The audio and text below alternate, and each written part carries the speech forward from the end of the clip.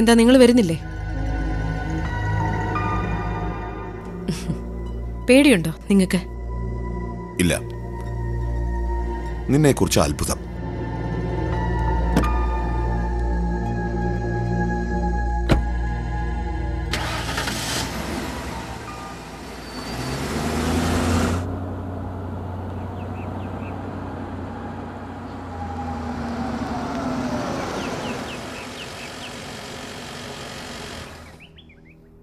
അപ്പൊ എങ്ങനെയാ?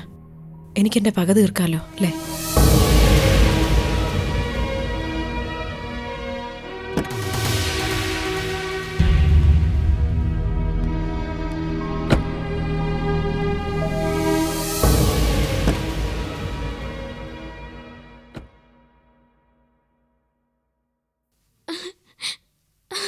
Hi aunty. Hi Manju. ഈയിടെയായിട്ട് പപ്പ വല്ലാതെ ഞെട്ടിക്കലാണല്ലോ. അന്ന് ആന്റിയെ കൊണ്ടുവന്ന് പരിചയപ്പെടുത്തി. ഇപ്പതാ ക്ലബിൽ പോവാതെ നേരെ വീട്ടിലേക്കും. Mister Prabhu, what happen to you? മമ്മിയുടെ മമ്മിക്ക് എന്തോ പർച്ചേസ്. ഇപ്പൊ വരും. അപ്പോ മഞ്ജു ഇവിടെ തനിച്ചാണോ? അല്ല, വിഷ്ണു ഉണ്ട്. അവൻ പഠിക്കുക. ഓ, അവൻ കുഞ്ഞല്ലേ, അവനുണ്ടായിട്ട് എന്താ കാര്യം? അങ്ങനെ തനിച്ചിരിക്കുന്നത് ശരിയല്ല. മമ്മി പോകുമ്പോ മഞ്ജു കൂടെ പോണം. എന്തിന്? എനിക്കിവിടെ തനിച്ചിരിക്കാൻ ഒരു പേടിയില്ല. പകലല്ല രാത്രിയായാലും. തർക്കിക്കുക? ആരെങ്കിലും വന്ന് എന്തെങ്കിലും സംഭവിച്ച? എന്ത് സംഭവിക്കാൻ? എന്റെ ധൈര്യത്തെ കുറിച്ച് ആന്റിക്ക് ഒന്നും അറിഞ്ഞൂടാ. ഒന്ന് പറഞ്ഞു കൊടുത്തേ പപ്പ.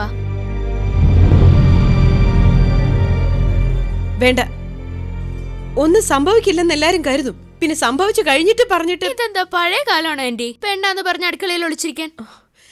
പെണ്ണ് സുരക്ഷിതയാണെന്ന് കുട്ടിയോട് ആരാ പറഞ്ഞത്? വായിക്കുന്നില്ലേ ദിവസവും നിന്നേക്കാൾ പ്രായം കുറഞ്ഞവരും കൂടിയവരും ഒക്കെ വേട്ടയാടപ്പെടുന്നത്? അതേത് നിമിഷവും എവിടെയും ആർക്ക് സംഭവിക്കാവുന്ന കാര്യമാണ്. മനോബലമുള്ള പെണ്ണിനെ പുരുഷന് കീഴ്പ്പെടുത്താൻ പറ്റില്ല ആന്റി. എവിടുന്നോ വായിച്ചു കേട്ട ഒരു ചെറിയ വാചകം കൊണ്ട് ലോകത്തെ അളക്കണ്ട. പെണ്ണിന്റെ മനോബലം എത്രയായിരുന്നാലും പുരുഷനത് തകർക്കാനുള്ള വഴി കണ്ടെത്തും. അതിന് 100,000 തെളിവുകളുമുണ്ട്. എന്ത് തെളിവ്? Manju, what's happening? എന്തിനാ നീ വെറുതെ തർക്കിക്കുന്നത്? അതും വിത്ത് ഗസ്റ്റ് ഓഫ് ഓurs. ഞങ്ങള് വഴക്കിട്ടില്ലല്ലോ. ആന്റിയുടെ അഭിപ്രായം പറയുന്നു, ഞാൻ എന്റേതും. എന്റെ അഭിപ്രായത്തിൽ മനോബലമുള്ള ഒരു പെണ്ണിനെ പുരുഷ പേടിക്കേ ഉള്ളൂ. മറിച്ച് എന്ത് തെളിവാ ഉള്ളത്? ആന്റി പറ. തെളിവോ? ഞാൻ തെളിവ് ചൂണ്ടിക്കാണിച്ചു തരണോ?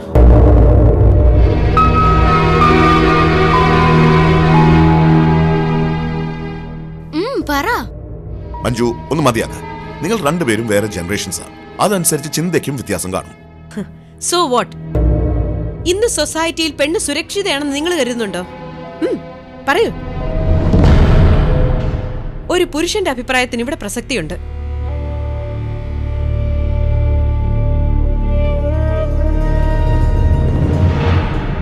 പറ പപ്പ.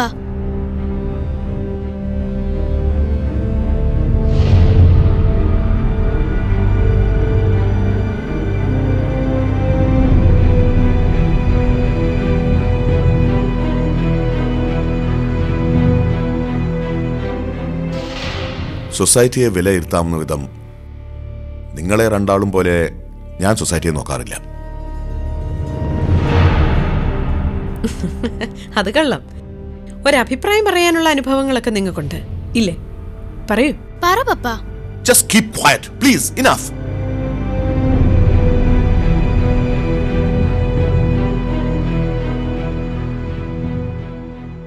തർക്കങ്ങളിലൂടെയാണ് മനുഷ്യൻ അറിവ് സമ്പാദിക്കുന്നത്. എന്റെ പപ്പയ്ക്ക് അതെന്തായാലും അറിയില്ല. ആന്റി, എനിക്ക് കുറച്ച് പ്രോബ്ലംസ് ചെയ്തു തീർക്കാനുണ്ട്. ഞാൻ ഇപ്പൊ വരാം. എന്നിട്ട് നമുക്ക് വിശദമായി തർക്കിക്കാം. ആന്റി പോവല്ലേ? പപ്പ ആന്റിയുടെ കൂടെ തന്നെ ഉണ്ടാവണം.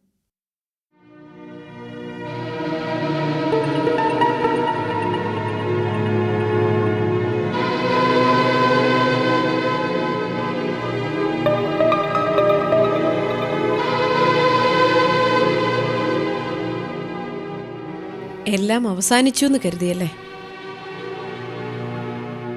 മമ്മിയെ കണ്ട് ശീലിച്ചതുകൊണ്ടാ മഞ്ജുനി ഈ അഭിപ്രായം. അത് പിന്നെ അങ്ങനെയല്ലേ വരൂ. ഒരു പെൺകുട്ടിയുടെ ഏറ്റവും വലിയ സോഴ്സ് അവളുടെ അമ്മയാ. പക്ഷെ നിങ്ങളെപ്പോലെയുള്ള ആണുങ്ങൾ ഈ ലോകത്തുണ്ടെന്ന് ഇപ്പം ആ പാവം കുട്ടിക്ക് അറിഞ്ഞൂടാ. അവളുടെ മമ്മിയോട് പറയണം അവളെ തനിച്ചാക്കി എങ്ങും പോരുതെന്ന്. ഞാൻ മഞ്ജുവിൻ്റെ അടുത്തേക്ക് ചെല്ലട്ടെ.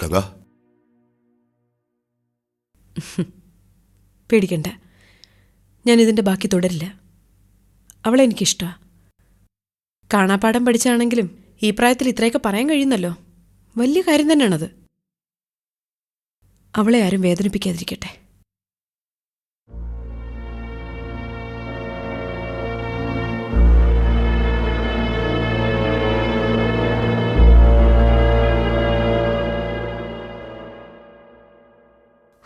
നാശം, ഇത് ശരിയാവുന്നില്ലല്ലോ.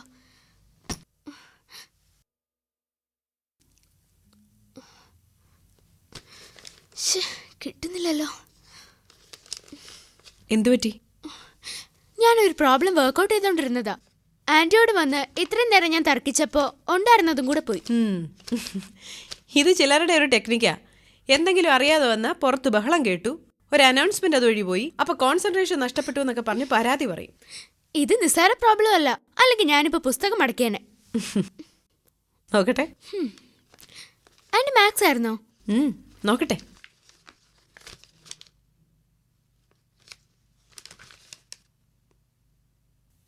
ആന്റി ഇരിക്കെ.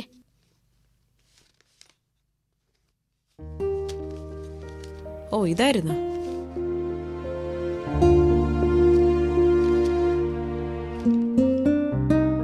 ഈ ഒരു സ്റ്റെപ്പേ തെറ്റാ ചെയ്തിരിക്കുന്നത്, കണ്ട. ഇത് മൾട്ടിപ്ലൈ ചെയ്തിട്ട് ആഡ് ചെയ്തിട്ട് വേണം ഇത് ഡിവൈഡ് ചെയ്യാൻ. എന്നിട്ട് ഇതിന്റെ LCM എടുക്കണം. എന്നിട്ട് ന്യൂമറേറ്ററിനെയും ഡിനോമിനേറ്ററിനെയും LCM കൊണ്ട് മൾട്ടിപ്ലൈ ചെയ്യണം. മനസ്സിലായോ? ഓക്കെ, കണ്ടോ? അപ്പൊ 38 ഡിവൈഡഡ് ബൈ 8. കണ്ടോ? നോക്ക്, ആൻസർ കറക്റ്റ് ആയി നോക്കി. കറക്റ്റ്. ഇതിന് ഇങ്ങനെ ഒരു സിമ്പിൾ വേണ്ടായിരുന്നോ? കാര്യം നിസ്സാരമാന്നേ. ഞാനൊക്കെ പഠിക്കുന്ന കാലത്ത് ഞങ്ങളുടെ ടീച്ചേഴ്സ് ചില പ്രാക്ടിക്കൽ സെൻസിലൂടെ ഉത്തരത്തിലേക്ക് എത്തിക്കും. ഇപ്പോഴത്തെ ടീച്ചേഴ്സിന് അതൊന്നും അറിഞ്ഞൂടാ. ആന്റി ഇനി മുതൽ എനിക്ക് ട്യൂഷൻ എടുക്കോ? ട്യൂഷനോ? വേണമെങ്കിൽ ഞാൻ ആന്റിയുടെ വീട്ടിലേക്ക് വരാം. അയ്യോ, അതൊന്നും വേണ്ട. തൽക്കാലം ഇപ്പൊ എങ്ങനെ പോട്ടെ. എനിക്ക് എന്തെങ്കിലും സംശയം വന്നാ പറഞ്ഞു തരില്ലേ? ഓ, ഷുവർ. ആന്റി, ഹാ, ഞാനങ്ങനെ തർക്കിച്ചാൽ ആന്റിക്ക് വിഷമമുണ്ടോ? തർക്കത്തിലൂടെ അല്ലേ അറിവ് വർദ്ധിക്കൂ. അത് ആന്റി എന്നെ ഒന്ന് കളിയാക്കിയതാ. എനിക്ക് സംസാരിച്ച് ജയിക്കാൻ വല്ലാത്ത വാശിയാ. അതൊന്നും സാരമില്ല. പ്രതികരണം ഉണ്ടാവണം, പക്ഷേ അത് ആവശ്യമുള്ളിടത്ത് മാത്രമേ പ്രയോഗിക്കാവൂ. മനസ്സിലായോ? പേടിക്കണമെന്നല്ല ആന്റി പറയുന്നത്. പേടിപ്പിക്കാനുള്ള കുറേ കാര്യങ്ങൾ നമുക്ക് ചുറ്റുമുണ്ട്. ആ ബോധത്തോടെ വേണം നടക്കാൻ. ആ, ഇത് വേഗം ചെയ്തു തീർക്ക്, എന്നിട്ട് തർക്കിക്കാം നമുക്ക്. ആന്റി കുറെ കഴിഞ്ഞേ പോകാവൂ.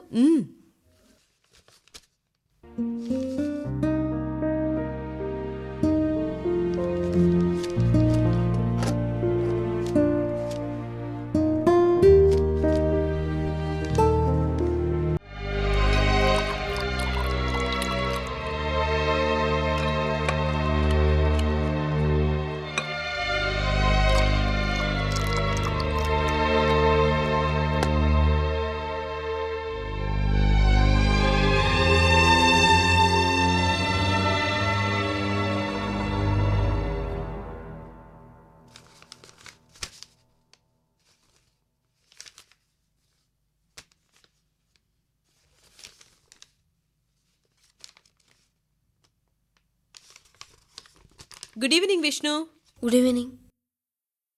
വിഷ്ണു ഹോംവർക്ക് ഒക്കെ ചെയ്തു കഴിഞ്ഞോ? ഞാൻ ഹോംവർക്ക് ചെയ്യായിരുന്നില്ല, TV കാണായിരുന്നു. ഓ, ടിവിയിൽ എന്താ കണ്ടോണ്ടിരുന്നേ? Tom and Jerry. Tom and Jerry കണ്ടിട്ട് ഇത്ര ഗൗരവമായിട്ടിരിക്കുന്ന ഒരാളെ ഞാൻ ആദ്യമായിട്ട് കാണുക. വിഷ്ണുവിന് ക്ലാസ്സിൽ ഫ്രണ്ട്സ് ഒക്കെ ഉണ്ടോ? ഇല്ലേ? അതെന്തു പറ്റി? വിഷ്ണു ആരുടെയും കൂടെ കൂടാറില്ലേ? എന്നാ എൻ്റെ കൂടെ കൂടുന്നോ? ആൻറ്റിക്ക് കുട്ടികളുടെ കൂടെ കളിക്കാൻ വലിയ ഇഷ്ടമാണ്. നോക്ക്, സത്യമാന്നേ.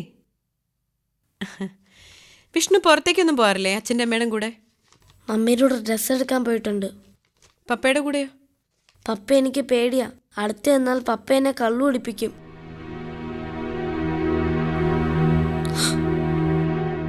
ആന്റി, പപ്പയോട് പറയല്ലേ. ഇല്ല മോനെ. ഒരു ദിവസം നമുക്ക് പുറത്തു പോയാലോ? മഞ്ജുവിനെയും കൂടെ കൂട്ടാം. എന്താ? നമുക്ക് ബീച്ചിൽ പോവാം, പാർക്കിൽ പോവാം, അങ്ങനെ കറങ്ങാം. ഏയ് വെറുതെ. സത്യം, ആന്റി കൊണ്ടുപോവാം. മമ്മി സമ്മതിക്കില്ല. മമ്മിയെ ഞാൻ സമ്മതിപ്പിച്ചോളാം, പോരെ? പിന്നെന്തൊക്കെയാ മോൻ്റെ ആഗ്രഹങ്ങൾ? എൻ്റെ കൂട്ടുകാരൊക്കെ തിയേറ്ററിൽ പോയി സിനിമ കണ്ടിട്ടുണ്ട്. ഞാൻ ഇതുവരെ പോയിട്ടില്ല. സാരമില്ല, അതും ആന്റി കൊണ്ടുപോവാം. സത്യം? അതേന്നേ.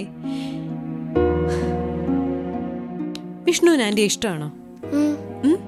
അതെയോ? വിഷ്ണുവിന് പാട്ട് പാടാൻ അറിയാമോ? ഇല്ല. ഞാൻ ചിത്രം വരയ്ക്കും. അതെയോ? ഒരുപാട് വരച്ചിട്ടുണ്ട്. ആന്റി കാണണോ?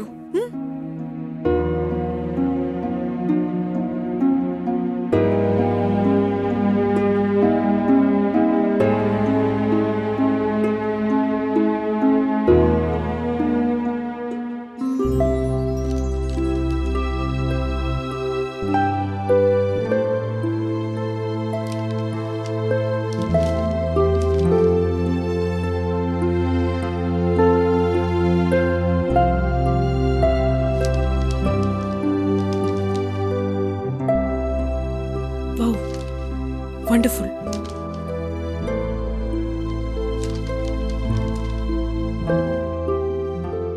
നന്നായിട്ടുണ്ടല്ലോ എല്ലാം. വിഷ്ണുവിന് നന്നായിട്ട് വരയ്ക്കാൻ പറ്റും. മമ്മിയാണോ പ്രോത്സാഹിപ്പിക്കുന്നേ? മമ്മി ഇതൊന്നും കണ്ടിട്ടില്ല. വരയ്ക്കുന്നുണ്ടോ ചീത്ത പറയും. അതുകൊണ്ട് ഞാൻ കാണിക്കാറില്ല. അയ്യോ, ഇതിന് ചീത്ത പറയേണ്ട കാര്യം എന്താ? ആന്റി മമ്മിയോട് പറയാം വിഷ്ണുവിനെ ഏതെങ്കിലും ഒരു ഡ്രോയിങ് ക്ലാസ്സിൽ ചേർക്കാൻ, കേട്ടോ? നോക്കിക്കോ, വിഷ്ണു വലിയൊരു ചിത്രകാരനാവും.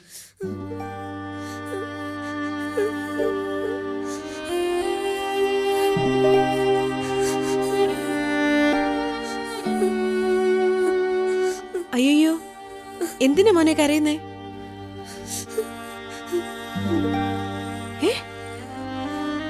മമ്മിയും പപ്പയൊന്നും എന്നോട് ഇങ്ങനെയൊന്നും പറയാറില്ല. അയ്യടാ, അതിനെന്താ? ഇനി വിഷ്ണു എന്ത് പടം വരച്ചാലും ഈ ആന്റിയെ കാണിച്ചു തരണം. ആന്റി നല്ല അഭിപ്രായം പറയാം. യു ആർ സോ ഗുഡ്, കേട്ടോ? കരയാൻ പാടില്ല, ഓക്കെ? ദേ, ഇങ്ങനെയൊന്നും കരയാൻ പാടില്ല ആൺകുട്ടിയോള്.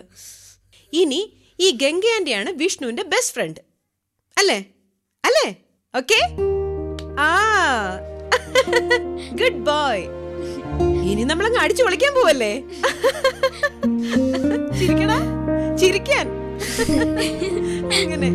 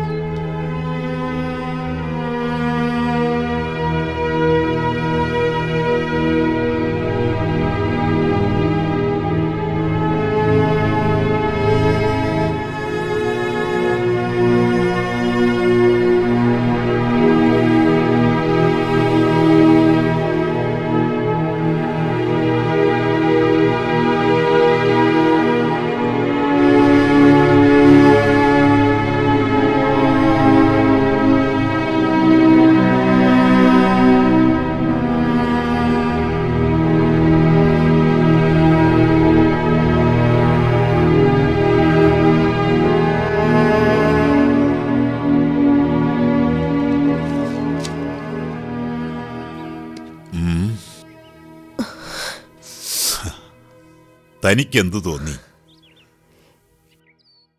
ഞാനെന്തു പറയാനാ? ചായ വേണോ? ചായ വേണം.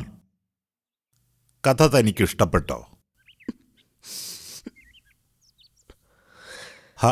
എന്തിനാ നീ കരഞ്ഞത്? നിങ്ങൾ എന്തു വായിച്ചാലും എനിക്ക് കരച്ചിൽ വരും. അതിപ്പോ ഞാൻ ന്യൂസ് പേപ്പർ ഉറക്ക വായിച്ചാലും താൻ കണ്ണു തുടയ്ക്കും. എനിക്ക് അഭിപ്രായം പറയാനുള്ള വിവരമൊന്നുമില്ല. എടോ, അഭിപ്രായം പറയാൻ ഇത്ര വിവരം വേണമെന്ന് നിർബന്ധമൊന്നുമില്ല. തന്നെപ്പോലെ സാധാരണ സ്ത്രീകളിലേക്കായി ഈ കഥ എത്തുന്നത്. അവരെന്ത് കരുതുമെന്നാ എനിക്കറിയേണ്ടത്. എടോ, ഞാൻ മുഷിയില്ല. തോന്നിയത് പറഞ്ഞോ? ആ മനുഷ്യൻ ചീത്തയല്ലേ?